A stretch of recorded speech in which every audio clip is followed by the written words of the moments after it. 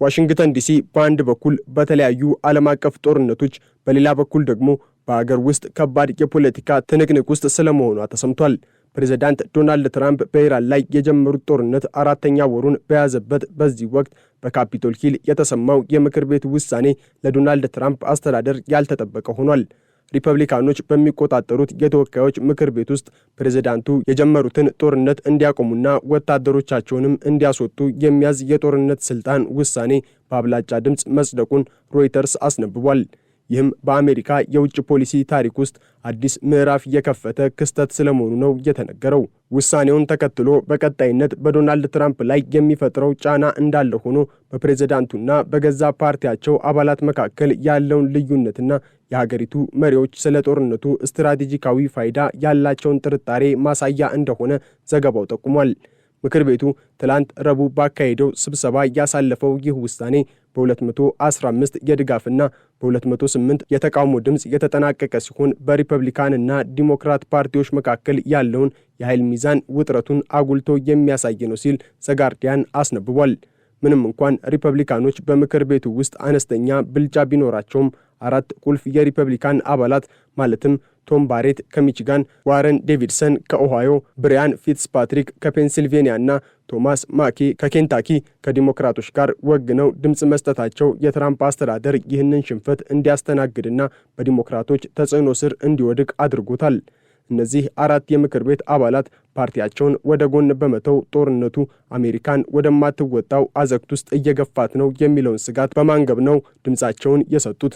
የሪፐብሊካን አመራሮች ውሳኔውን ለማደናቀፍና ድምፅ አሰጣጡን ለማዘግየት ቢሞክሩም በፓርቲው ውስጥ የተነሳው የተቃውሞ ማዕበል ግን ሊገታ አልቻለም።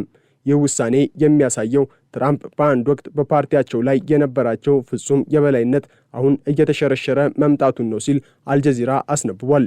ይህ አይነቱ ተቃውሞ በትራምፕ አስተዳደር ላይ እንዲፈጠር ያደረገው ዋነኛው ምክንያት ደግሞ በኢራን ላይ የተከፈተው ጦርነት ያስከተለው የኢኮኖሚ ቀውስ ነው። ጦርነቱ ከተጀመረበት ከአውሮፓውያኑ የካቲት 28 ቀን 2026 ጀምሮ የዓለም አቀፍ የነዳጅና የምግብ ዋጋ በከፍተኛ ሁኔታ ኑሯል። ዲሞክራቶች በመጪው የአጋማሽ ዘመን ምርጫ ዋነኛ መፈክራቸው ያደረጉት የኑሮ ውድነት የሚለውን አጀንዳ ነው።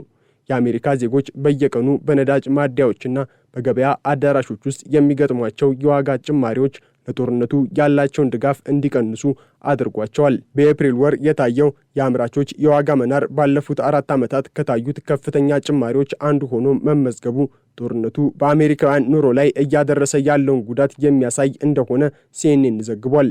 ሪፐብሊካን የምክር ቤት አባላትም መራጮቻቸው ለኑሮ ውድነቱ ፕሬዝዳንቱንና ጦርነቱን ተጠያቂ እያደረጉ መሆናቸውን በመገንዘብ የፖለቲካ ህልውናቸውን ለማዳን ሲሉ ከፕሬዝዳንቱ ጋር ለመጋጨት ተገደዋል።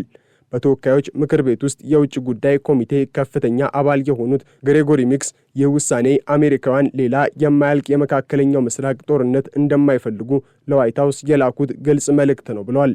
ዲሞክራቶች ፕሬዝዳንቱ በሕገ መንግስቱ የተደነገገውን የኮንግረሱን ጦርነት የማወጅ ስልጣን ጥሰዋል በሚል ጠንካራ ክስ ሲያቀርቡ መቆየታቸው ይታወቃል።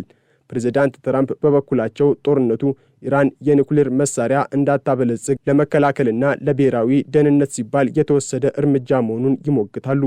ሆኖም ግን ጦርነቱ አራተኛ ወሩን ሲይዝ ስትራቴጂያዊ ግልጽነት አለመኖሩና የኢራን አጸፋዊ እርምጃዎች በዓለም ኢኮኖሚ ላይ የፈጠሩት ስጋት የፕሬዝዳንቱን መከራከሪያ ዋጋ እያሳጣው ስለመምጣቱ በሲኤንኤን ዘገባ ተመላክቷል።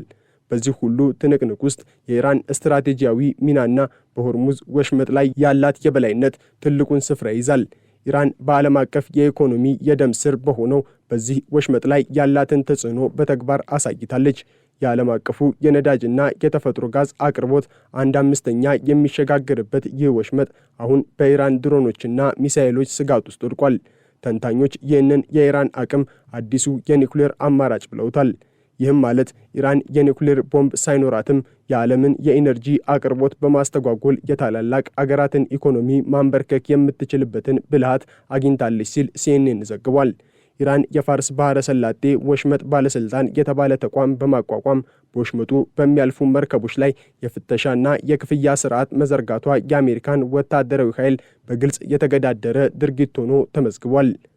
የሆርሙዝ ወሽመጥ መዘጋት ወይንም በኢራን ቁጥጥር ስር መቆየት በዓለም አቀፍ ደረጃ የነዳጅ ዋጋ በአንድ በርሜል እስከ $200 እንዲደርስ ሊያደርገው እንደሚችል የኢኮኖሚ ባለሙያዎች ያስጠነቅቃሉ። ይህ ደግሞ አሁን ያለውን የኤነርጂ ድንጋጤ ወደ አጠቃላይ የዓለም የኢኮኖሚ ቀውስ እንደሚለውጠው የሮይተርስ ዘገባ ያስረዳል።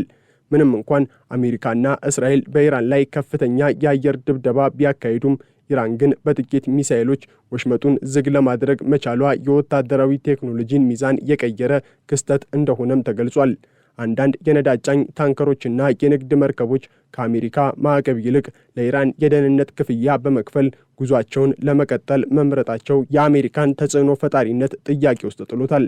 አሜሪካ በወሽመጡ ውስጥ መርከቦችን በደህንነት ለመምራት ያቀደችው እቅድ መስተጓጎሉም የትራምፕ አስተዳደር በባህር ላይ ያለውን የበላይነት ለማስጠበቅ እየተቸገረ መሆኑን እንደሚያሳይ አልጀዚራ አስነብቧል። በዋሽንግተን ያለው ፖለቲካዊ ውጥረት በኢራን ጉዳይ ላይ ብቻ እየተገደበ አይደለም። ሪፐብሊካኖች በፕሬዝዳንት ትራምፕ ላይ ያላቸው ተቃውሞ በሌሎች መስኮችም እየታየ ስለመሆኑ ሲኤንኤን ዘግቧል። የዩክሬን የድጋፍ አዋጅ ወደ ምክር ቤቱ ወለል እንዲመጣ የተደረገበት መንገድ የፕሬዝዳንቱን ፖሊሲ የሚቃወሙ ሪፐብሊካኖች ቁጥር መጨመሩን ማሳያ ነው። በትራምፕ አስተዳደር ዘንድ ተቀባይነት ያልነበረው ይህ አዋጅ በአስገዳጅ አቤቱታ አማካኝነት 218 ፊርማዎች ተሰብስበውለት ለውይይት መቅረቡ በፓርቲው ውስጥ ያለውን ሽኩቻ እንዳጎላው ተነግሯል። በተጨማሪም ፕሬዝዳንቱ ብሔራዊ ደህንነትን ለመምራት ያጩት ቢል ፑቴል የተባለው ግለሰብ ምንም አይነት የደህንነትና የብሔራዊ ደህንነት ልምድ የሌለው የሞርጌጅ ባለሙያ መሆኑ በገዛ ፓርቲያቸው አባላት ዘንድ ከፍተኛ ትችት ማስከተሉን ሲኤንኤን አስነብቧል። ሌላው የምክር ቤቱ አባላት ቅሬታ ያሳደሩበት ጉዳይ ትራምፕ ለፖለቲካ ወዳጆቻቸው ክፍያ እንዲሆን ያቋቋሙት የመሳሪያነት ፈንድ ወይንም ዌፐናይዜሽን ፈንድ ነው። ሪፐብሊካን ሕግ አውጪዎች ይህንን ፈንድ መቃወማቸው የፕሬዝዳንቱን ያልተገደበ ስልጣን ለመቆጣጠር እየሞከሩ እንደሚገኙም ማሳያ ተደርጎ ተወስዷል። እነዚህ ሁሉ ተደራራቢ ሁነቶች ትራምፕ በሁለተኛው የስልጣን ዘመናቸው ከኮንግረሱ ጋር ያላቸው ግንኙነት ወደ ከፋ ግጭት ማምራቱን የሚያሳይ ሆኗል። የምክር ቤቱ የጦርነት ስልጣን ውሳኔ ፕሬዝዳንቱ የውጭ ፖሊሲያቸውን በራሳቸው ፈቃድ ብቻ መምራት እንደማይችሉ የተሰጠው ግልጽ ማስጠንቀቂያ ነው። በጂኦፖለቲካዊ ረገድ የኢራን የሆርሙዝ ወሽመጥ ቁጥጥር በአሜሪካ ያሉትን የአሜሪካ አጋሮችም ስለማስጨነቁ በዘገባው ተመላክቷል። ሳውዲ አረቢያና የተባበሩት አረብ ኤሚሬትስ ወሽመጡን የሚተኩ የነዳጅ ማስተላለፊያ ቧንቧዎችን ለመገንባትና ለመጠቀም ቢሞክሩም እነዚህ መሰረተ ልማቶችም ቢሆኑ ከኢራን የረጅም ርቀት ሚሳኤሎች ጥቃት ነፃ አይደሉም። የኳታር የተፈጥሮ ጋዝ አቅርቦትም ቢሆን በወሽመጡ ላይ ጥገኛ በመሆኑ የዓለም አቀፉን ኢነርጂ ደህንነት አደጋ ተጋላጭ አድርጎታል። ኢራን ይህንን ተጋላጭነት እንደ ትልቅ ዲፕሎማሲያዊና ወታደራዊ መደራደሪያ እየተጠቀመችበት ትገኛለች። ምንም እንኳን የምክር ቤቱ ውሳኔ በሴኔቱ የመጽደቅ ዕድሉ አሁንም አጠራጣሪ ቢሆንም በሴኔቱ ውስጥም ተመሳሳይ እንቅስቃሴዎች መጀመራቸው ለትራምፕ ሌላው ራስ ምታት ነው። 7 ጊዜ ውድቅ የተደረገው ተመሳሳይ የሴኔቱ ውሳኔ ባለፈው ወር በስነ ስርዓት ደረጃ ማለፉ በሪፐብሊካኖች ቁጥጥር ስር ባለው ሴኔት ውስጥም ቢሆን የጦርነቱ ደጋፊዎች ቁጥር እየቀነሰ መሆኑን ያሳያል። ይህ ደግሞ በፕሬዝዳንቱ ላይ ያለውን ጫና እጥፍ ድርብ ያደርገዋል። የትራምፕ አስተዳደር በኢራን ላይ የከፈተው ጦርነት በመጀመሪያ የታሰበውን ስትራቴጂያዊ ግብ ማሳካት አለመቻሉ ብቻ ሳይሆን በአገር ውስጥ ያለውን የፖለቲካ አንድነትም አናግቶታል። የነዳጅ ዋጋ ንረት፣ የኑሮ ውድነትና የዜጎች ስጋት በመጪው ምርጫ ላይ የሚኖራቸው ተጽዕኖ የሪፐብሊካን ፓርቲን ወደ መከፋፈል አምርቶታል። የሆርሙዝ ወሽመጥ ደግሞ የዓለም አቀፍ ፖለቲካ ማዕከል በመሆን የኢራንን አዲስ አይነት ኃይልና የአሜሪካን ወታደራዊ የበላይነት ፈተና ስር መውደቅ አሳይቷል።